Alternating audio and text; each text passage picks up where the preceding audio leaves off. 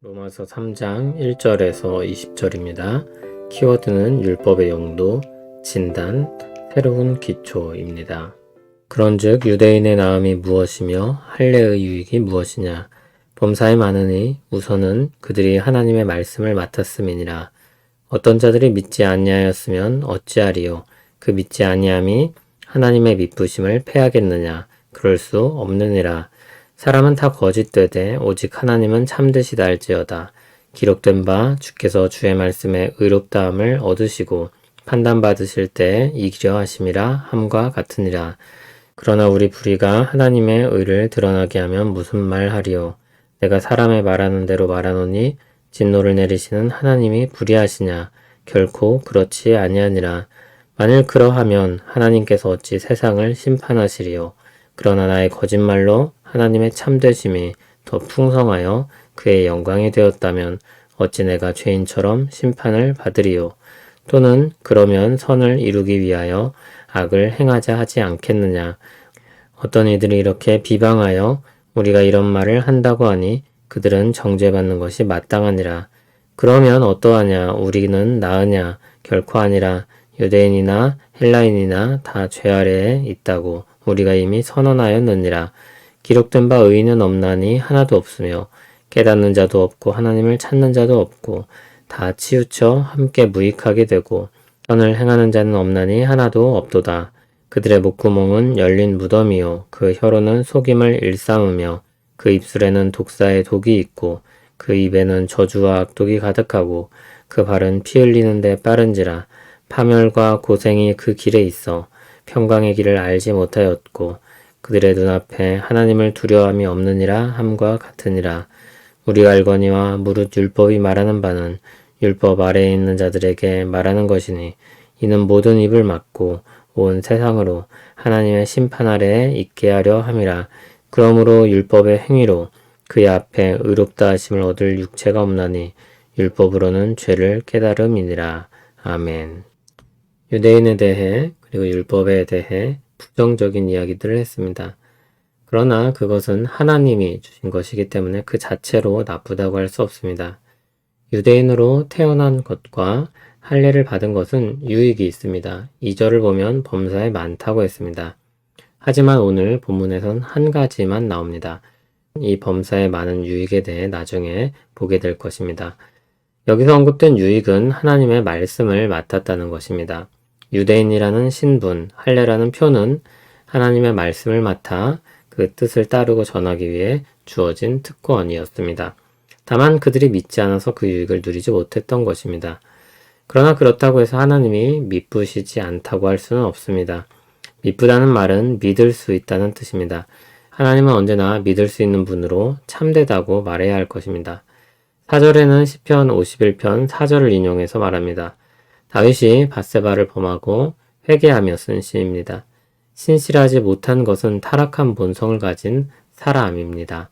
하나님은 신실하십니다. 5절에 보듯이 어떤 사람은 이렇게 말할지 모릅니다. 사람들의 불의가 하나님의 의를 드러냈으니 다시 말해 하나님의 의로우심이 나타나는 결과를 냈으니 하나님의 심판이 부당하다는 것입니다. 그러나 그렇게 말할 수 없습니다. 그런 논리라면 하나님이 세상을 심판하실 수 없으며 의라는 것은 유명무실한 것에 불과합니다. 7절의 비슷한 논리로 다시 한번 말합니다. 자신의 거짓말로 하나님의 참되심이 드러났다고 해서 심판받아야 할 죄가 사면될 수는 없는 것입니다. 거기서 더 나아가면 8절처럼 선을 이루기 위해 악을 행하겠다고까지 말할 것입니다. 말도 안 되는 논리입니다.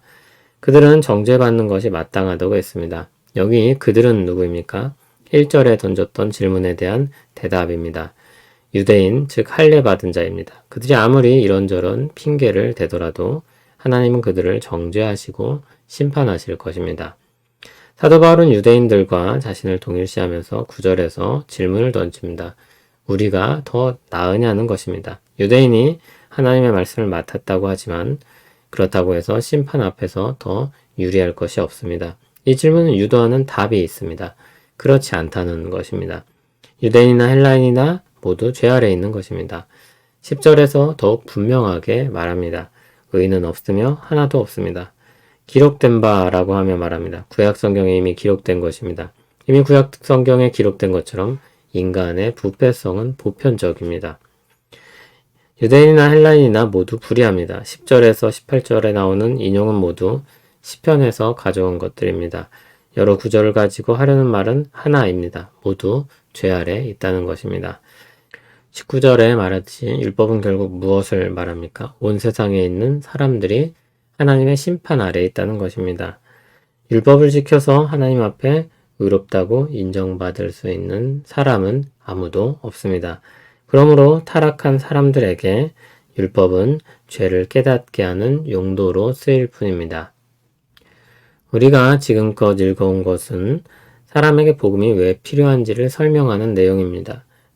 간단히 말해 결론이 무엇입니까? 모두 죄 아래 있다는 것입니다.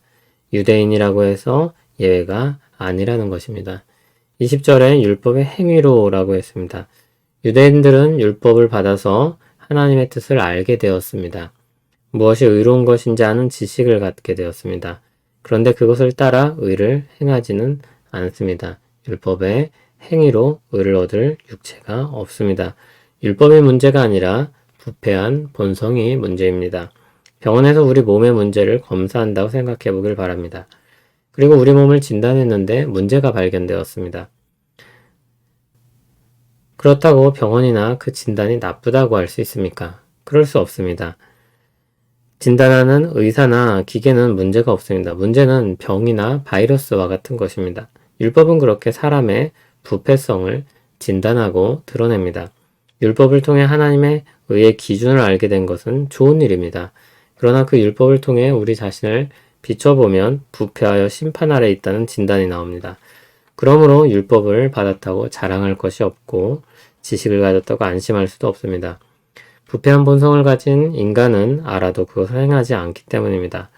자신이 심판 아래 있음을 확인할 수 있을 뿐입니다. 인간의 처지를 제대로 알게 되었다면 시편 51편의 다윗의 고백과 같이 하나님의 긍휼을 구하며 나아가는 것 외에 할 수 있는 일이 없습니다. 하나님의 자비하심에 자신을 내어 맡기는 것 외에 소망이 없습니다. 다행인 것은 하나님이 자비롭고 은혜롭고 노하기를 더디하시고 인자와 진실이 많으신 하나님이라는 것입니다. 그것이 우리의 소망입니다. 리모델링을 하면 오래된 건물도 새로워질 수 있습니다. 그런데 리모델링이 불가능한 경우도 있습니다. 그런 경우는 아예 무너뜨리고 새로 지어야 합니다. 새로운 기초가 필요한 것입니다. 사도 바울은 사람들이 쌓아온 것들을 다 무너뜨리고 기초부터 다시 놓으려고 합니다. 사람들이 모래 위에 집을 지어놓고 자꾸 괜찮다고 말하고 방법이 없겠냐고 말합니다. 그러나 거기서부터 시작해서는 안 된다고 이야기하는 것입니다. 터를 옮겨야 하는 것입니다. 제대로 된 땅에 새로 쌓아 올려야 하는 것입니다. 그것을 확인시켜주기 위해 철저하게 무너뜨립니다. 하나님 앞에 의롭다고 여겨질 가능성이 사람에게는 전혀 없다고 못 박는 것입니다. 어느 정도로 심각한가 하면 율법을 통해 하나님의 의의 기준을 알게 되어도 그것을 행할 가능성이 없다고 합니다. 율법을 알게 된다고 될 일이 아닙니다. 생각이나 행동을 조금 교정한다고 될 것도 아닙니다. 좋은 생각을 하겠다고 열심을 내서 해결되는 문제도 아닙니다. 조금 도움을 받는다고 해서 해결되는 것도 아닙니다. 하나님을 향한 경외심으로 마음으로나 행함으로나 의를 이룰 수 있는 사람이 없습니다. 모두 심판 아래에 있으며 소망이 없습니다. 모든 사람은 그 사실을 알고 엎드려야 합니다. 하나님은 겸손히 엎드리는 사람들을 위해 길을 열어주셨습니다. 길이요 진리요 생명이신 예수 그리스도입니다. 길이요 진리요 생명이신 우리 주 예수 그리스도를 찬송합니다. 소망이 없는 우리 처지에서 빛을 비춰주시고 생명의 자리로 나아가게 하시니 감사합니다. 은혜로우시고 자비로우신 하나님이 우리의 소망입니다. 구원의 여정의 시작부터 끝까지 우리 소망은 은혜로우신 하나님 외에는 없습니다. 은혜로우신 하나님과 더불어 살게 하옵소서. 예수님 이름으로 기도합니다. 아멘.